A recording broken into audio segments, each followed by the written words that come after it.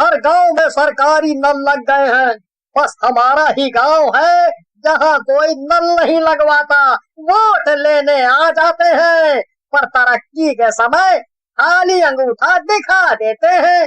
सही कह रहे हो भाई, अभी भी कुएं से पानी खींचना पड़ता है। बताओ भला, 2-4 बाल्टी थोड़ी ही ना है जो निकाल लो। ऊपर से आजकल के नौजवान बच्चे मेहनत नहीं करना चाहते, हम बूढ़ों को ही पानी खींचना पड़ता है। तभी एक आवाज आती है।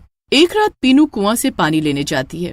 वो बाल्टी भर के रस्सी से बाहर खींची रही होती है कि उसे एकदम झटका लगता है, जैसे किसी ने उसकी बाल्टी कुएं के बीच में ही पकड़ ली हो। पीनू कुएं में झांकती है। अरे यहाँ तो कोई रुकावट नहीं है, फिर बाल्टी कैसे रुक गई? पीनू जैसे ही फिर से बाल्टी खींचती है, बाल्टी फिर अटक जाती है और साथ ही एक डरावनी आवाज आती है, पानी चाहिए तो खुद अंदर आकर लेना पड़ेगा। पीनू अब थोड़ी डर जाती है। वो हिम्मत बांधकर दोबारा कुएं में झांकने लगती है तो उसे एक डरावना चेहरा दिखता है, एक भयानक भूत।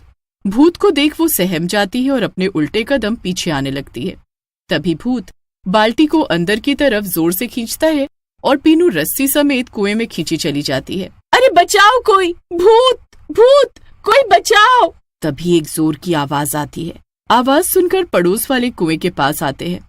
एक पड़ोसन कुएं के अंदर झांकते हुए आवाज लगाती है, पीनू, अरे पीनू, क्या तुम मुझे सुन पा रही हो? पीनू सब सुन पा रही थी। उसकी आवाज कुएं से बाहर नहीं आ रही थी। अब उसका गला भी बंद गया था और देखते ही देखते पीनू लोगों को दिखना बंद हो गई। देखो, एक और जान। इस पानी के चक्कर में कितनी जानें जा चुकी हैं और कितनी मौत भेंट चढ़ेंगी यहाँ। सही कह रहे हो, क्या करें, पर मजबूरी हमारी। एक गांव से दूसरे गांव और फिर तीसरे गांव भूतिया कुएं की खबर सब जगह फैलने लगी। राजू नाम के एक पत्रकार तक भी ये खबर पहुंची। अरे काका, ये कुएं की कहानी सच है क्या? लोग कह रहे हैं कि वो मौत का कुआं है, कोई कहता है कि शापित कुआं है, तो कोई कहता है उसमें भूत प्रेत रहते हैं। माजरा क्या है? बेटा, बात ऐसी है कि फूलपुर गांव के बाहर एक सुनसान कुआं था। इसके बारे में कहा जाता था कि वहां से रात में अजीब आवाजें आती हैं। लोगों ने कई बार कोशिश की कि उस कुएं को बंद कर दिया जाए, लेकिन जो भी ऐसा करने जाता वो या तो गायब हो जाता या पागल होकर लौटता। ये कुआं किसी जमाने में गांव वालों के लिए जीवन रेखा हुआ करता था, पर समय के साथ साथ अब ये मौत की पहचान बन चुका था।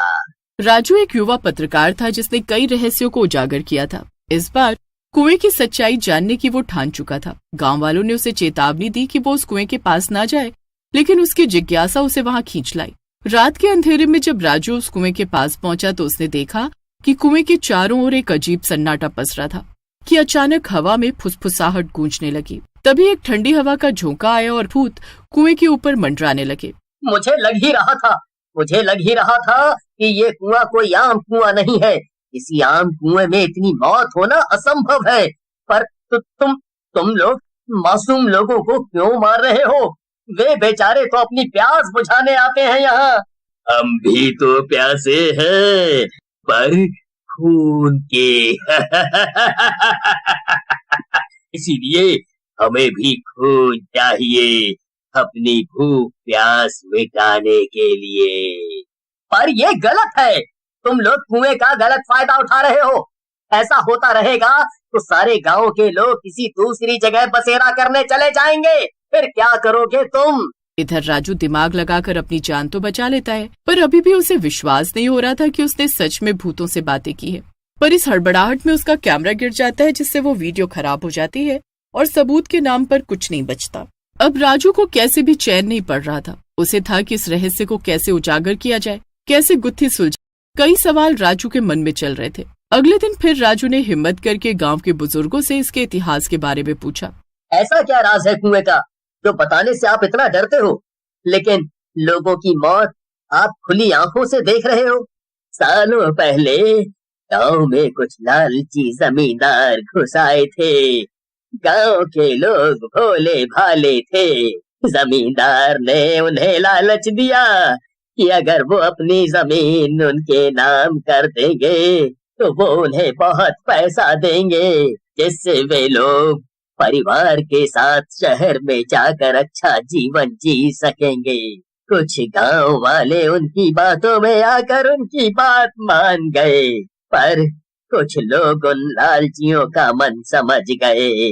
लालची लोगों ने उन निर्दोषों को इस कुएं में मार के फेंक दिया, तो उन्होंने इन लालच से भरे हुए लोगों को भरी पंचायत में पेड़ से लटका के उनके गले कटवा दिए और उनकी करने की सजा देने के लिए किसी कुएं में फेंकवा दिया।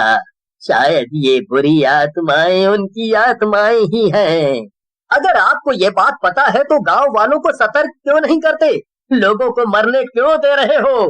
पानी का एकमात्र सहारा यही कुआं है। हम कुछ नहीं कर सकते, कोई और रास्ता भी नहीं है। राजू अब बहुत परेशान था कि कैसे भी करके उसे इस राज से पर्दा उठाना पड़ेगा और गांव वालों की जान भी बचानी पड़ेगी। लेकिन सबसे बड़ा सवाल था कि कैसे। उसने गांव के पुजारी से संपर्क किया जो इस कुएं की सच्चाई से वाकिफ थे। कई पन्ने पलटने के बाद उन्हें एक उपाय मिला, पर राजू ने तय किया कि वो खुद इस अनुष्ठान का हिस्सा बनेगा। चाहे जो भी हो, वो इस केस को सुलझा कर ही चैन की सांस लेगा। धीरे धीरे मंदिर में ही कुछ बहादुर गांव वालों को बुलाकर सारी कहानी समझाई गई और प्लान बताया गया। रात के तीसरे पहर राजू, पुजारी और कुछ गांव वाले कुएं के पास पहुंचे। राजू ने कैमरा चालू किया और पुजारी जी को इशारा किया। पुजारी ने पहले तो कुएं के चारों तरफ पवित्र भभूत का गोला बनाया और उस कुएं को उस गोले के अंदर ही बांध दिया। हर मंत्र के साथ एक भूत गुस्से में कुएं के ऊपर आकर गुर्राने लगा। हम बदला लेंगे, हमें कोई नहीं रोक सकता। बदला तो तुम बुरी आत्माओं ने ले ही लिया है, वो भी मासूमों को मारकर। नियत तो तुम्हारी बुरी थी, पर भुगतान इन बेचारों को करना पड़ रहा है। तुझे क्या लगता है ये सब करके तू बच जाएगा, या ये सब बच जाएंगे? यहाँ की जमीन, यहाँ के घर, सब कुछ हमारे थे और रहेंगे। मरने के बाद तुम भूत इस कुएं में सालों से हो और इस गांव की जमीन से तुम्हारा क्या लेना देना है? अगर तुम लोग चैन से रहते तो इस जीवन में ना सही, भगवान तुम्हें दूसरी योनि में जिंदा कर देते। पुजारी जी, चाहे जो हो जाए, अनुष्ठान नहीं रुकना चाहिए। यही हमारे पास आखिरी मौका है। अगर आज हम चूके तो बहुत कुछ खो देंगे। अनुष्ठान पूरा होते ही पुजारी जी ने इशारा किया और राजू ने हिम्मत जुटाकर पवित्र जल कुएं में छिड़का। तभी एक तेज रोशनी चमकी और आत्माएं तड़पने लगी।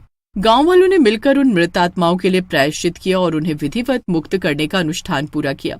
जैसे ही रोशनी कुएं को चारों ओर से घेरने लगी, आत्माएं तड़प उठी और सुबह होते होते कुएं से सारी डरावनी आवाजें बंद हो गईं। राजू को भूतों की कहानी जानकर एहसास हुआ कि गलत तो उनके साथ भी हुआ है, पर सच यही था कि अब वो मुक्त होने चाहिए। फिर पुजारी ने उन भूतों पर और कुएं में भभूत डाल दी और पवित्र लाल धागे से उस कुएं की दीवारों पर बंदिश बना दी। पता नहीं आपका शुक्रिया कैसे करें। आप नहीं आते तो आज ये गांव शमशान होता। आपने न केवल हम सबकी जान बचाई, बल्कि इस भूतों के कुएं से मुक्ति भी दिलवाई हमेशा के लिए, और पानी की समस्या भी दूर कर दी। शुक्रिया कैसा, इंसान को दूसरे इंसान के काम आना ही चाहिए। मैंने बस अपना फर्ज निभाया। फिर अगले ही दिन से नल लगाने का कार्य शुरू हो जाता है और पानी की समस्या खत्म होती है।